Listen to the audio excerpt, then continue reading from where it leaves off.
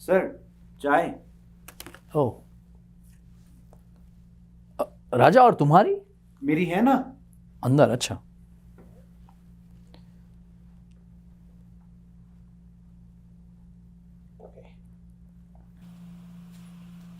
Hi. What a nasty weather. Kitch, kitch, kitch, kitch. राजा, ए राजा, ए जी दीदी। कुछ ठंडा लेकर आओ ना।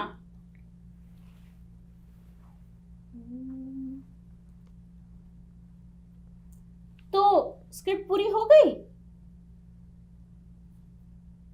क्या राइटर पकड़ा है तुमने जनक, 2-2 3-3 पेज लिख लिख के देता है। वैसे तुम्हारे बाकी सब एक्टर्स कहाँ हैं? आने वाले हैं क्या? जनक, एक बात कहूं, बुरा मत मानना, तुमने ना अपने एक्टर्स को बहुत बिगाड़ के रखा है। बड़ा लाड से रखते हो उन्हें। कहाँ थी आप हफ्ता भर? ना कोई phone message? I was out of town. अच्छा। अरे don't you make me feel guilty about it, okay? पिछले संडे तक तो स्क्रिप्ट भी पूरी नहीं थी। अरे वो हो चुकी थी 2 दिनों में, और फिर पागलों जैसे शहर भर घूमते रहे थे तुम्हें। मोहिनी, मैं जानता हूं कि तुम्हारे लिए ये सारा सेटअप नया है, पर तुमने रिक्वेस्ट की इसलिए मैंने तुम्हें रोल दिया। ये मुझे पता है, ये लड़के जो यहां काम कर रहे हैं वो साले प्रोफेशनल नहीं है, बट स्पॉन्टेनिटी है उनमें, सिंसियरिटी है। तुम्हें पता है मुझे क्या लगता है? मुझे लगता है कि ये हताश हो जाते हैं वे लोग इस बात से। अरे इतना कुछ सुना डालने की जरूरत नहीं है। अब अचानक से ही तय हो गया प्रोग्राम, तो मैं क्या करती? नंदिता, यू नो, मेरी फ्रेंड, अब अचानक से उसकी एक फ्रेंड स्टेट से आ गई और हमें उसके साथ उसके बीच वाले घर पे जाने का प्लान बना लिया। अब मनोज को भी जैसे तैसे छुट्टी मिल गई। यू नो, नंदिता के अलीबाग वाला घर जो बीच पे है। तो मैं क्या करती? पता है, मैंने तो उससे बहुत कहा, पर वो मानी ही नहीं। कहने लगी तुम नहीं जाओगी तो ये ट्रिप कैंसल। अब तुम ही बताओ मैं क्या करती? और मैंने तो तुम्हें कितनी बारी ट्राई किया, पता है, बाहर निकलने तक तुम्हें फोन ट्राई किया। अब तुम्हारे घर आके बता नहीं पाई, सॉरी। दीदी, अरे ये क्या ले आए तुम? आप ही ने कहा था ना कि कुछ ठंडा, तो इसीलिए तुम ये उठा लाए? अरे तुम सब क्यों मुझे तकलीफें देते हो? पता नहीं, इसको पीने से मुझे थ्रोट इन्फेक्शन हो जाएगा। कुछ और नहीं मिला तुम्हें? है, पर वो ठंडा नहीं है, ये बिल्कुल चिल्ड था। तो जनक कुछ बोलो ना तुम। राजा जाओ और कुछ ले आओ। क्या लाऊं? अच्छा एक काम करो, देखो इसमें क्या हिल रहा है।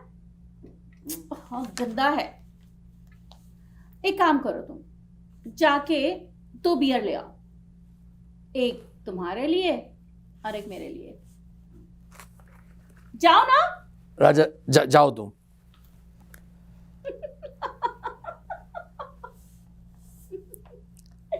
तुम्हारे ये लोग भी ना।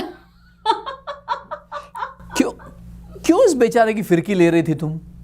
फिरकी? और मैं सच में कह रही हूं, आजकल गला बहुत खराब हो रहा है। थोड़ा सा ठंडा पिया नहीं कि हो जाता है इन्फेक्शन, और फिर डॉक्टर के पास जाओ तो डॉक्टर कहते हैं नथिंग टू वरी, लेकिन सब कुछ खराब तो हो ही जाता है ना। कैसी रही तुम्हारी ट्रिप? मस्त। तुम गए हो कभी अलीबाग? हाँ, बस 1-2 बार, पर काम से। कितनी खूबसूरत जगह है ना। और पता है, नंदिता का घर तो बिल्कुल समंदर के पास है। हम तीनों तो सारा दिन बस बीच पे रहते थे। मनोज तो झुंझला जाता था, but it was so refreshing. अरे थिएटर्स की डेट्स ले रखी हैं। जनक, तुम भी ना।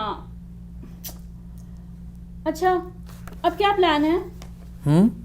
अब प्लान क्या है? तुम जैसा कहो, हमारी पीसेस की रिहर्सल कर लें।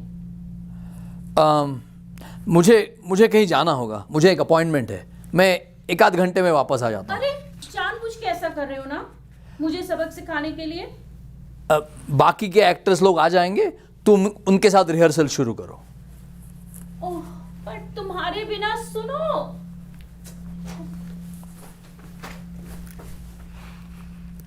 क्या है?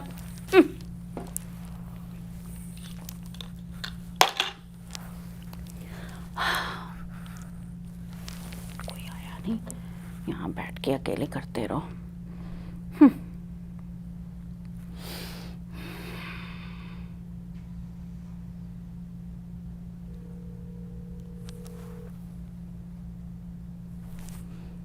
क्या है? कोई सुनता ही नहीं। बहरे हो गए हैं क्या सब?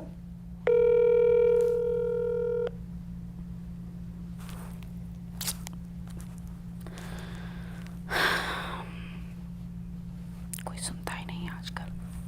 दीदी, ये क्या है? Cold drink. इसे पकड़ो जरा, ध्यान से।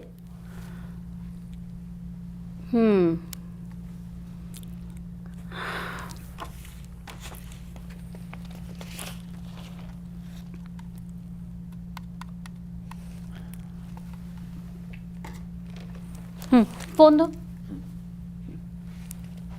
जाओ तुम। ओके।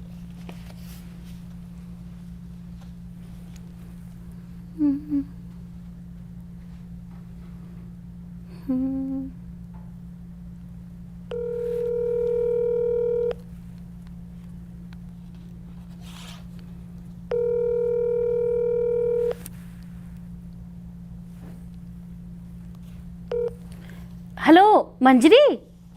मंजरी बोल रही हो ना? अरे, तुम्हारी आवाज क्यों अजीब से सुनाई दे रही है? बिजी हो? अच्छा, नहीं, कुछ खास काम नहीं, ऐसे ही फोन किया था बातचीत करने के लिए।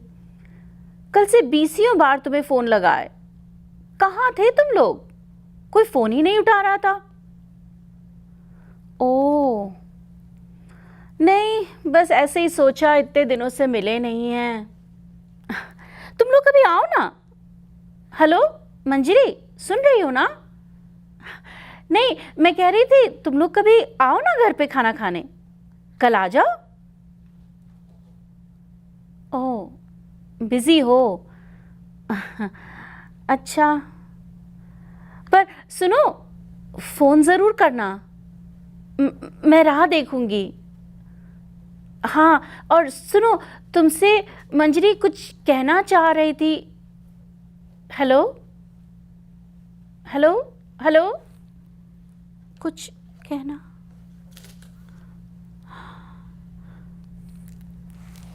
अरे, तुम यहाँ क्या कर रहे हो? सर बोल के गए कि दीदी की मदद करना। मदद? मेरी? डायलॉग्स पढ़ने को बोले। तुम पढ़ोगे डायलॉग मेरे लिए? मैं बहुत बार पढ़ता हूँ ना। घर से भाग के आए थे लगता है हीरो बनने। हाँ, शक्ल सूरत तो अच्छी है। अच्छा, पकड़ो इसे जरा।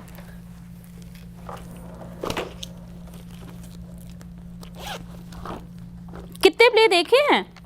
सर के सारे। और मेरे?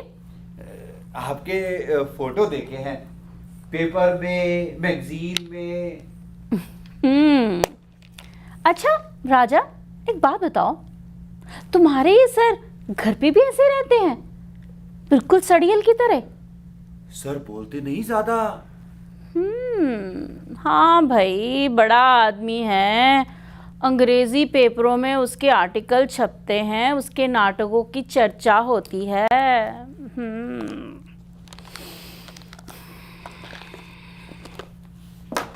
अच्छा,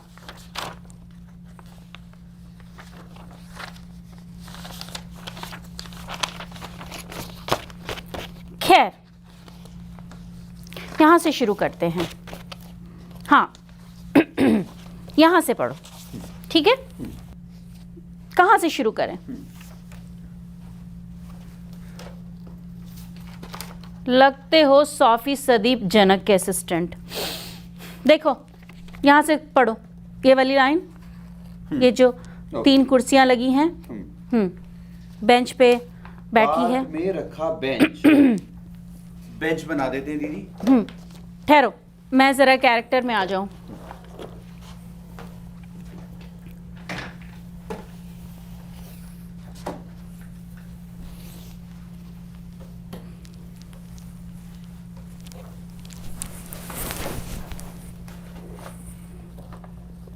पार्क में रखा। ठहरो, जल्दबाजी है बस। सीधी सादी गृहिणी है ना?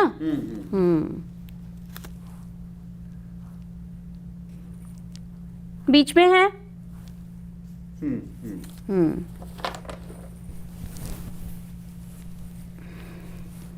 पार्क में रखा बेंच। यहाँ बैठो, बेंच बन गया। यहाँ बैठो। एक स्त्री अधेड़ उम्र की सीधी सादी गृहिणी बेंच पर बैठी है, अनमनी सी।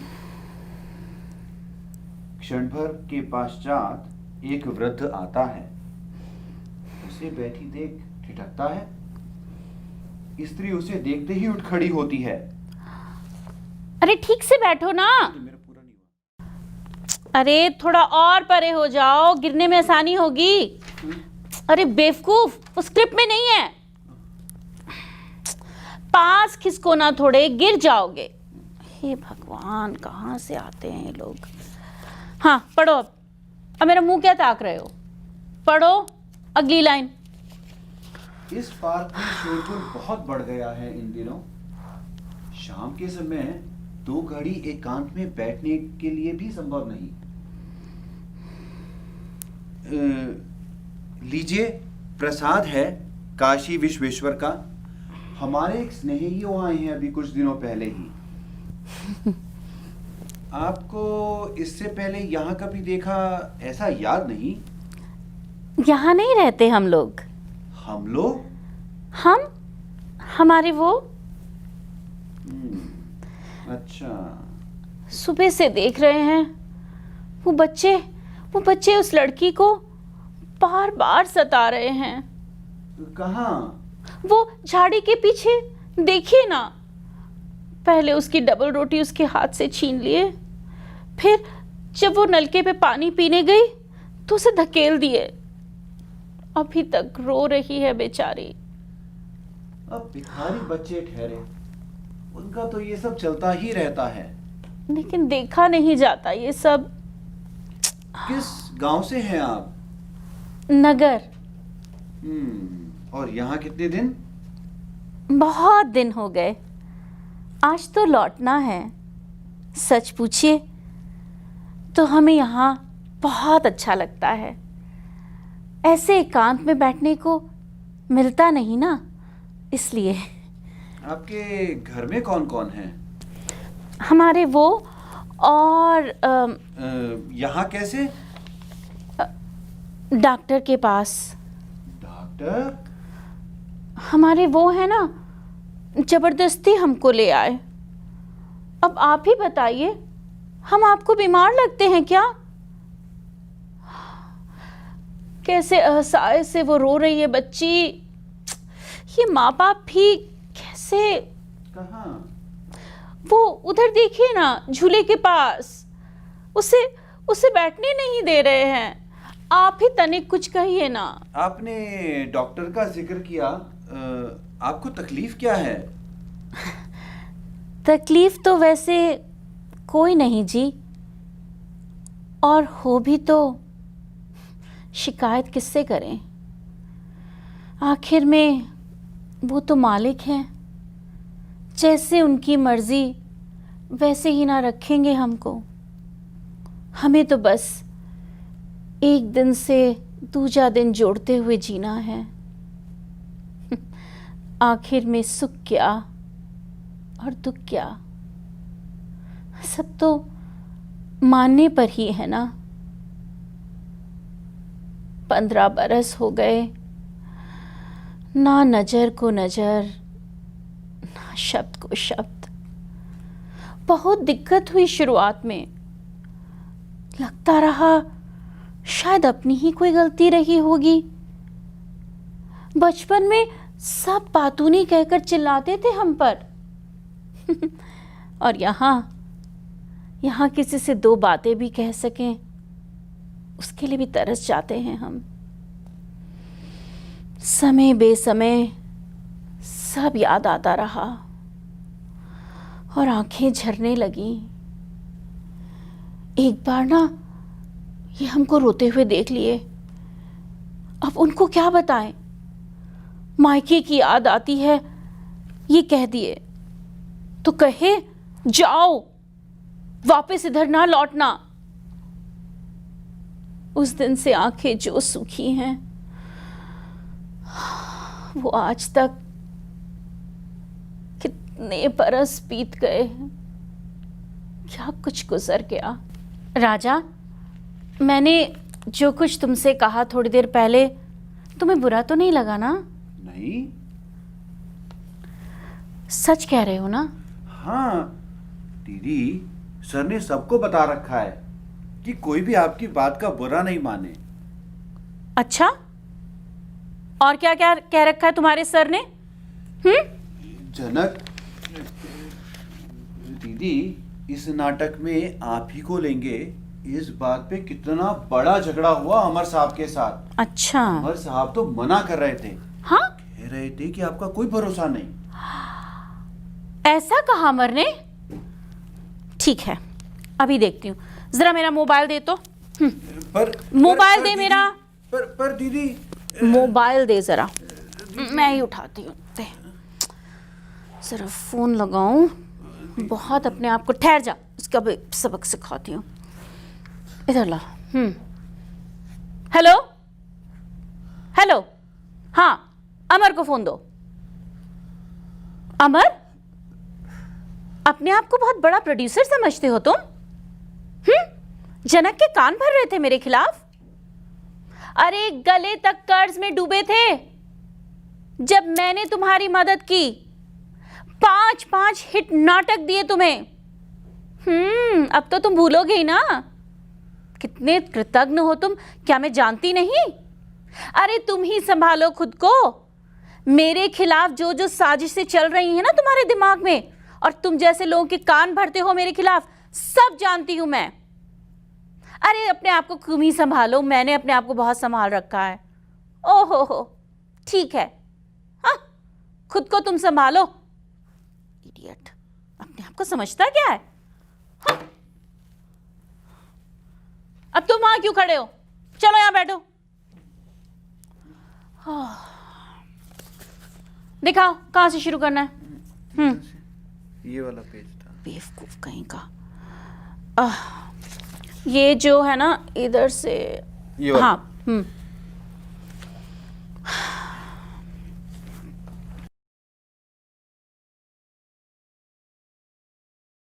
लाओ इधर, दिखाओ दिखाओ। ये वाला। हाँ, यहाँ इस लाइन से पढ़ो। आपके हाथ को क्या हो गया? हाथ को? हाँ, इसमें तो ऐसा ही लिखा है। तुम ना सिर्फ पढ़ो, ज्यादा एक्टिंग झाड़ने की जरूरत नहीं है। पढ़ो ठीक से। आपके हाथ को क्या हो गया है? कोई जलने की निशानी लगती है? सो तो चलता ही रहता है। घर गृहस्थी बोले तो औरतों के भाग में तो जलना भुनना तो लिखा ही रहता है।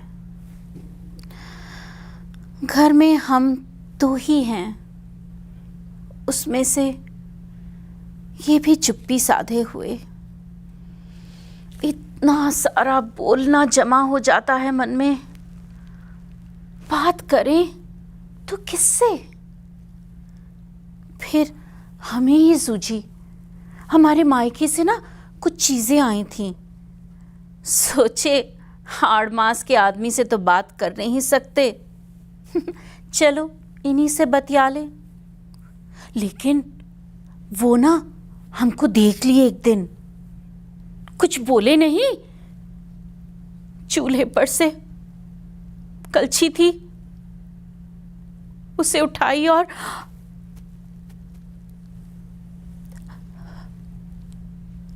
देखिए ना, देखिए वो लड़की फिर से रो रही है।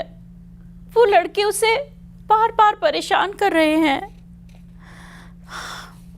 उन बच्चों से उलझना बेकार है। एक घड़ी झगड़ते हैं, दूसरी में फिरे को जाते हैं। आपके कोई बाल बच्चा है ना? उनकी पहली पत्नी से एक लड़का, वो को माँ चाहिए थी ना, इसी करके हमसे ब्याह किए। एक 12 बरस के बच्चे का, बिन माँ के बच्चे का हम दुस्वास चाहेंगे क्या? ऐसा लगता है आपको? नहीं। लेकिन वो के मन से वो बात ना गई, दूर रखे वो हमको उससे। सोने जैसा बच्चा बौखला गया, और तिस पर से ये बीमारी आने से 8-8 दिन हमारा मिलना ही नहीं होता था। कभी कभार उसकी आवाज सुनाई देती थी, बस लगता था कमरे का दरवाजा खोल के तनिक विलगाकर उसे देख ही लें।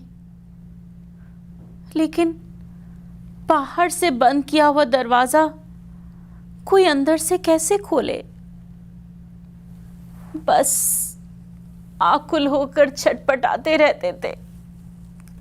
लगता था दरवाजे पर सर मार मार के जान ही दे दे अपनी। फिर जाकर कोई डॉक्टर बुला लाता था, और वो धर पकड़ कर मुझे इंजेक्शन दे देता था। और वो नन्हा सा बच्चा अपनी डरी हुई आंखों से सब देखता रहता था। ये सब कब से? क्या? ये तकलीफ आपको? वही तो ढूंढते रहते हैं हम, पर सही में कुछ समझ नहीं पाते। हाँ, कभी कभी जरा सा कुछ बूझता है। छोटे थे ना, तो हमारे घर के पिछवाड़े में एक बड़ा सा पीपल का पेड़ हुआ करता था। तनिक कुछ मर्जी के खिलाफ हुआ नहीं कि हम वहीं बैठ जाते थे नाराज होकर। एक दिन ऐसे ही हम वहां बैठे हुए थे, ऐसे ही शाम की बेला रही होगी। वहां एक आदमी आया, बिल्कुल आपके जैसा। बोला, बिटिया अकेले क्यों बैठी हो? हम बोली, हम नाराज हैं सबसे। तो फीकी सी हंसी देखकर बोला, यूं जरा जरा सी बातों पर गुस्सा पकड़ कर नहीं रखते बिटिया। जाओ अपने लोगों में लौट जाओ, देर मत करो। और हमारा चेहरा अपने हाथों से सहलाकर चला गया। पर हम भी अपनी अकड़ में थे, नहीं गए। अब लगता है कि ये जो हम सामने बैठे हैं, वो क्या असली में हम ही हैं, या हम अभी तक वहीं बैठे हुए हैं? और बीच में कितने सारे साल गुजर गए, और समझाने बुझाने लोग आएंगे वो भी ना रहे। ए बुद्धू, बुद्धू तू क्यों रो रहा है?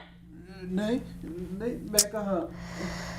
अरे बाबा, ये सब नाटक है, मैं एक्टिंग कर रही हूँ। दीदी, मैं चाय लाऊं आपके लिए? लाऊं ना? हाँ ठीक है, ले आओ। और सुन, वो मैले कुचैले मग्स में मत लेके आना, साफ मगों में लाना। ठीक है दीदी।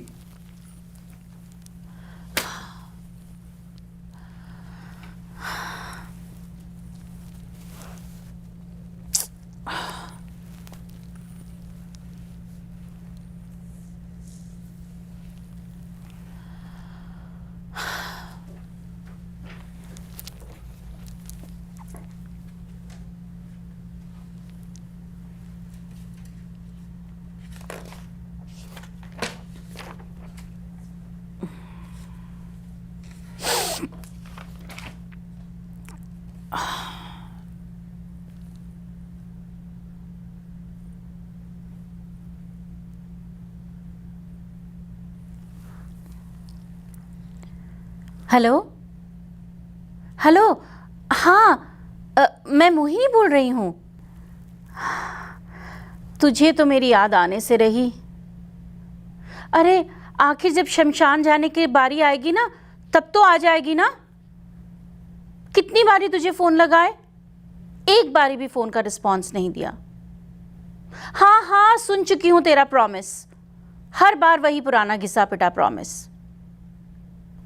मैं सेंटी हो रही हूं? ए सुनना, कुछ कहना था तुझसे। अरे हफ्ते भर में एक आध बार फोन कर सकूं, एक आध बार हम मिल सकें, क्या इतना भी एक्सपेक्ट नहीं कर सकती तुम लोगों से? सच बात करनी थी तुझसे, ऊब गई हूं इन सब से। बस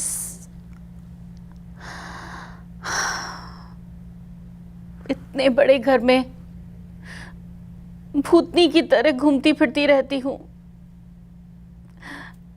रात को प्यास लगे तो बेड पर सर उठकर पानी पीने की भी हिम्मत नहीं होती है। जैसे तैसे कभी उठ भी जाती हूँ तो लगता है जैसे पीछे कोई चल रहा है। हाँ, ट्रीटमेंट चल रहा है, पर उससे भी क्या, टाइम बीइंग के लिए थोड़ा सा फर्क पड़ता है, फिर वही का वही। पिछले 10 दिनों से। हे सुनना, I need your help. I really need to get out of this vicious circle.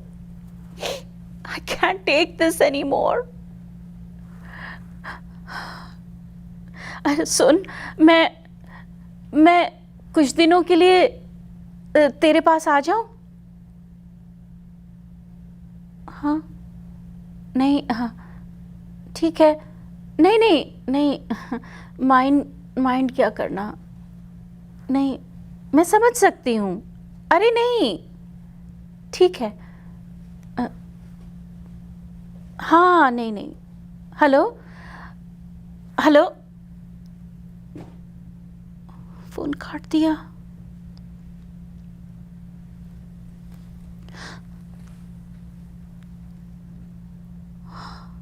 दीदी, आपको अच्छा नहीं लग रहा? चाय ले लीजिए, अच्छा फील करेंगी। नहीं ठीक है। कितने पन्ने रहे अब?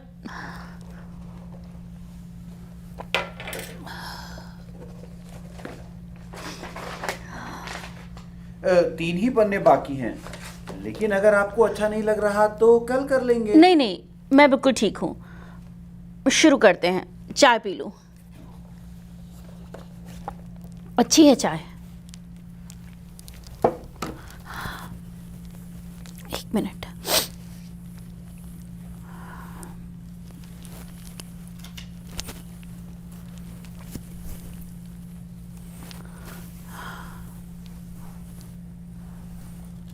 शुरू करें दीदी? शुरू कर, उस वाली लाइन से, वहां से। अंधेरा होने वाला है। आपके पति नहीं आए अब तक? वो बड़ा होटल दिख रहा है ना, हमारे ब्याह के बाद हम वहाँ खाना खाने आए थे। और क्या क्या देखा यहाँ? एक ही तो दिन रहा रहे, क्या कुछ देख पाते। 3 महीने से तो हम अस्पताल में ही थे। वहाँ के खिड़कियों में इतने बड़े बड़े सींचे होते हैं और इतने बड़े बड़े ताले। आज ही आए तो छूट भी पाए हम उस जेल से। कोई आ रहा है शायद। शायद आपके पति हों। शाम को चहल पहल थी तो तकलीफ हो रही थी, अब शांत है तो डरावना लग रहा है। आपको देर हो रही होगी तो आप निकलिए। लेकिन आपके पति? उन्होंने हमें अस्पताल से छुट्टी दिला दी, क्या यही बहुत नहीं? अब कितनी तकलीफ दे उन्हें। मतलब? बस स्टॉप पे हम खड़े थे, बस आई और एकदम से भीड़ हो गई, और उस भीड़ में अरे तो फिर वो वही ढूंढ रहे होंगे ना आपको? नहीं, वो बस में बैठ गए। हमने देखा उन्हें भीड़ में से। हम चिल्लाए, सुनिए। अरे उन्हें बस की और लोगों की भीड़ भी सुनाई नहीं दिया होगा। पल भर के लिए उनकी नजरें हमारी नजरों से मिली और अगले ही पल उन्होंने नजरें हटा दी और बस निकल गई। इसका मतलब उन्होंने आपको? जाने भी दीजिए, जो हुआ ठीक ही हुआ। बहुत देर हो गई लगता है, अब मुझे चलना चाहिए। जा रहे हैं? ठीक है। आगे क्या सोचा है आपने? अब तो सब समेटने का बखत आ गया। अब क्यों कुछ सोचना, आखिर में ही सही आपसे मिले, आपसे 2 बातें बोल पाए, अच्छा लगा। अच्छा, इतना कुछ तो आप सुन लिए, अब खाली 2 बातें पूछनी हैं। उस दिन वो आदमी जो हमें शाम को पेड़ के नीचे मिला, उसको छोड़कर हम कभी किसी से ना रूठे, कभी किसी से गुस्साए नहीं, मन में कभी कुछ ना रखे। तब हमारे भाग में ये सब क्यों आया? अच्छा, छोड़िए, ये सब छोड़िए। हमारा एक काम करेंगे आप? सुनिए सुनिए सुनिए ना, आप भी जा रहे हैं।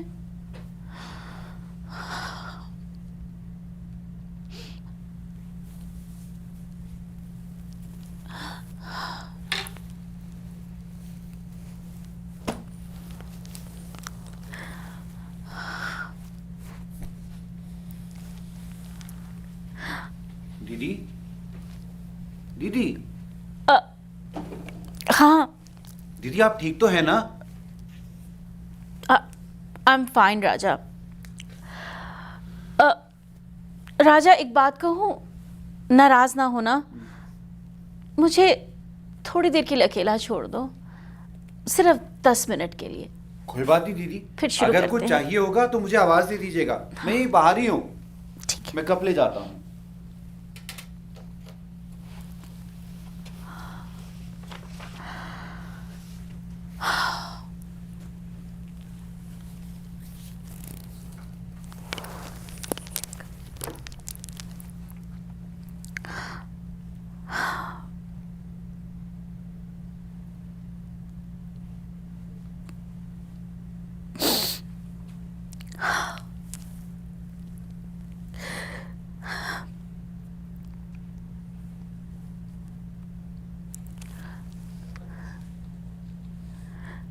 हेलो, हाँ, मैं बोल रही हूं। क्या समझ बैठे तुम?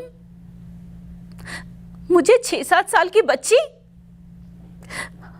जैसे फुसलाकर, चकमा देकर तुम भाग सकते हो?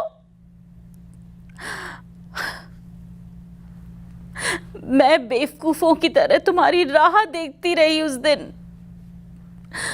दोपहर हो गई तो दौड़ धूप करके तुम्हारे घर पहुंची। घर पे पड़ा ताला देखकर सारा खेल समझ आया मुझे। How could you do this to me, Nandita? How? कुछ नहीं सुनना है मुझे।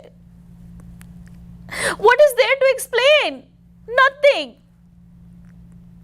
अरे, मैंने सगों से ज्यादा प्यार किया तुम्हें। अपनी फ्रस्ट्रेशन, अपनी ख्वाहिशें, अपनी सारी फीलिंग्स तुम्हारे साथ शेयर करी, और तुमने इतना क्रूअल खेल खेला मेरे साथ। पता है, पिछले 10 दिन से मैंने अपने आप को घर में बंद कर रखा है।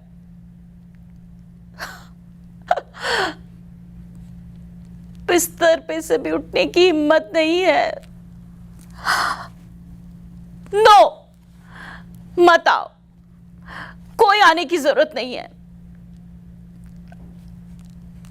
अब मुझे किसी की जरूरत नहीं है।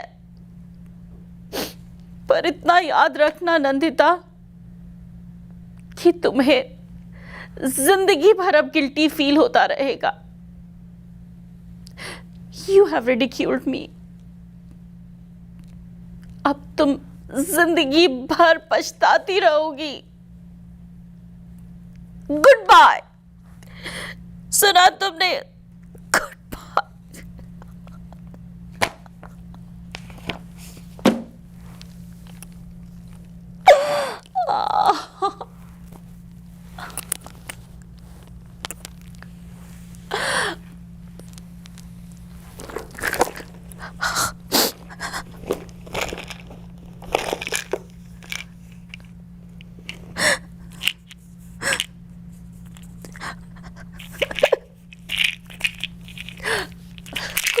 क्यों नहीं?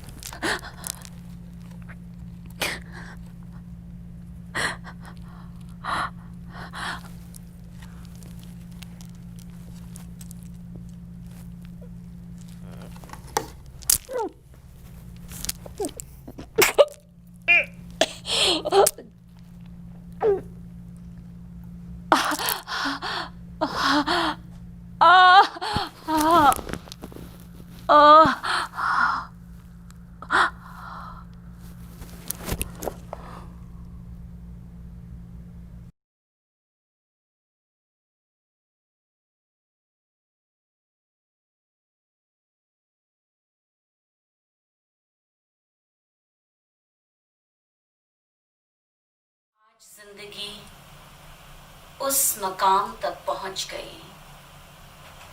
आज जिंदगी उस मकाम तक पहुंच गई जहां से मुड़कर लौटना मुमकिन नहीं। इन तन्हाइयों का सफर इतना लंबा था। इन तन्हाइयों का सफर इतना लंबा था। आज मंजिलों तक मेरी राहें पहुंच गई। आज मंजिलों तक मेरी राहें पहुंच गई। नमस्कार दोस्तों, मैं नीलिना दास इस प्ले की डायरेक्टर और मोहिनी का किरदार निभा रही थी। उम्मीद है आप सबको हमारा ये प्ले पसंद आया। ये एक छोटी सी कोशिश थी, एक छोटा सा एक्सपेरिमेंट था। ये एक बहुत ही गंभीर समस्या है जो पूरे संसार में फैली हुई है और जिसको अक्सर लोग समझ नहीं पाते हैं। डिप्रेशन एक बहुत ही गहरा दलदल है जिसमें से कुछ लोग तो निकल आते हैं, लेकिन कुछ लोग इसमें से नहीं निकल पाते हैं और वो हार कर, हताश होकर, निराश होकर अपनी जान गंवा देते हैं। ये एक बहुत ही दुखद समस्या है और इस प्ले को हमने इस माध्यम से दर्शाया है कि लोगों तक ये बात पहुंचे कि हार ना माने और अपने प्रियजनों को छोड़ के ना जाएं, क्योंकि आपके जाने के बाद आपके प्रियजन आपके लिए तड़पते रहते हैं। सो उम्मीद करती हूँ इसे जो भी देख रहा है और अगर आप डिप्रेशन से पीड़ित हैं तो प्रोफेशनल हेल्प लें, किसी डॉक्टर की मदद लें और किसी भी तरह से अपना इलाज कराएं और इस समस्या से निकलें। बुद्धं शरणं गच्छामि, धर्मं शरणं गच्छामि, संगम शरणं gachami. And I think Ashish has taken a refuge where he actually belonged to.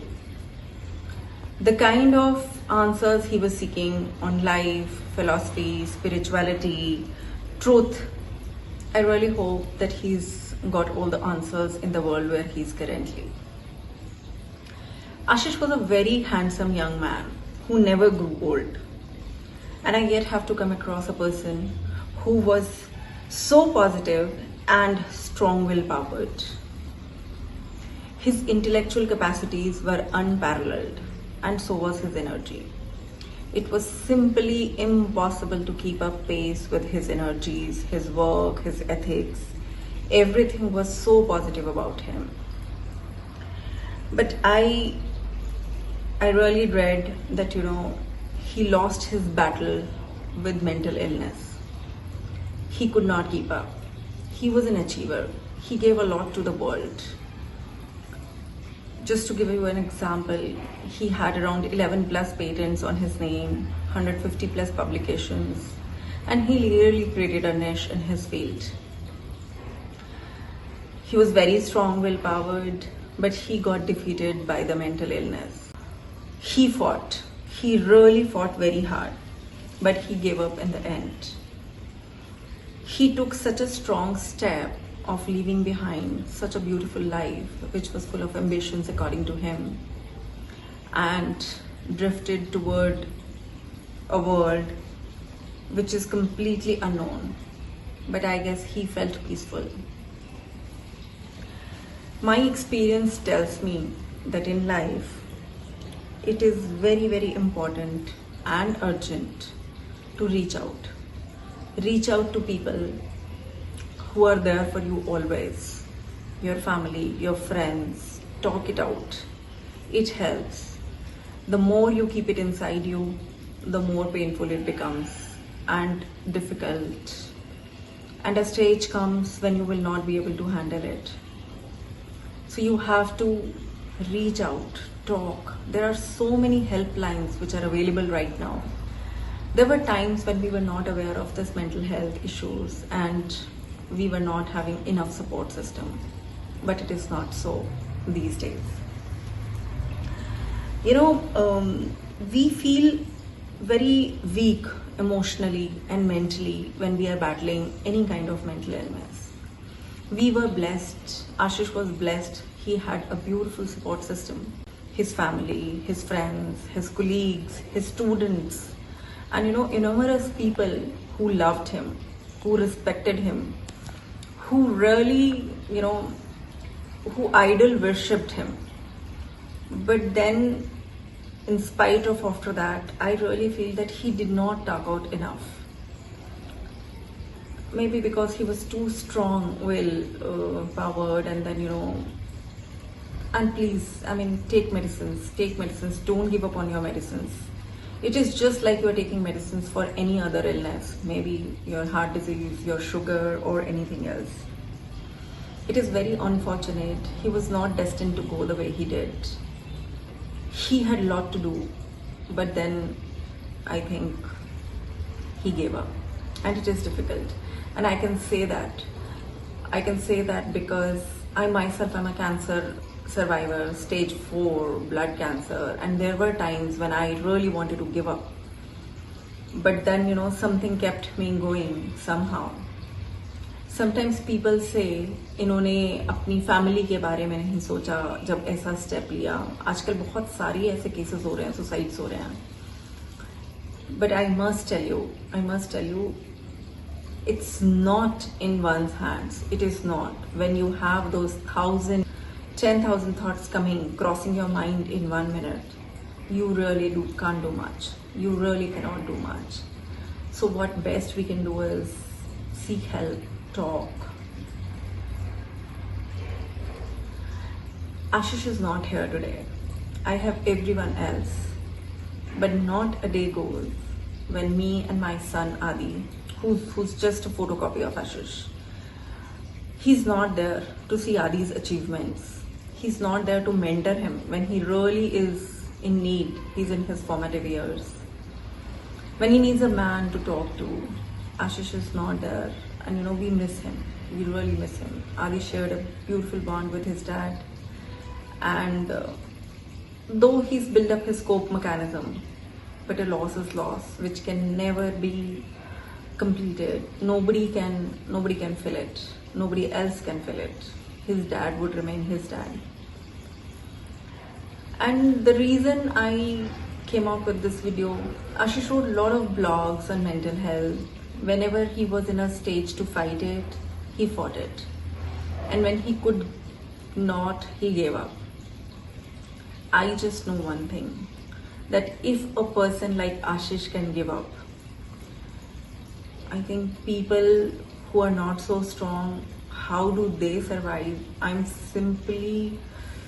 I really don't know. I can't imagine. I cannot imagine, because he was a fighter. He was really a fighter. I really want to remember him very fondly for whatever he has given to the world, whatever he has taught to the world, the legacies he's left behind. But I earnestly request to all the patients to take help as soon as you feel that there is something wrong. And I really ask people who are taking care of these kind of people, who are dealing with them, be sympathetic, be empathetic, and please give them your listening ear. That's all they want. Thank you so much.